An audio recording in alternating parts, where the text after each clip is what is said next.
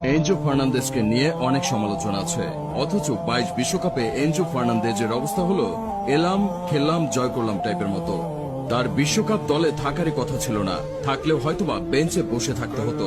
প্রথম 2 ম্যাচে সে বেঞ্চে বসেছিল, কিন্তু প্রতিভাকে বেশিক্ষণ বসিয়ে রাখা যায় না, সেটা সে আবারও প্রমাণ করল। মেক্সিকো ম্যাচে দ্বিতীয়ার্ধে নেমে সে এমন পারফরমেন্স দিয়েছে যে কোচ তাকে আর বেঞ্চে বসিয়ে রাখতে পারলেন না।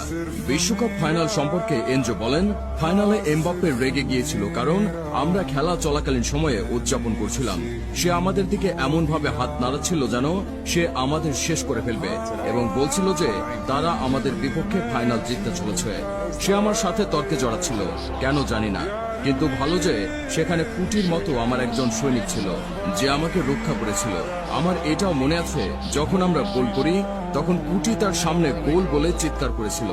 ব্রাজিলের বাদ পড়া নিয়ে এনজো ফার্নান্দেজ বলেন, ব্রাজিল যখন কাতার বিশ্বকাপ থেকে বাদ পড়েছিল আমরা লকার রুমে ছিলাম এবং আমরা চিৎকার করতে শুরু করি।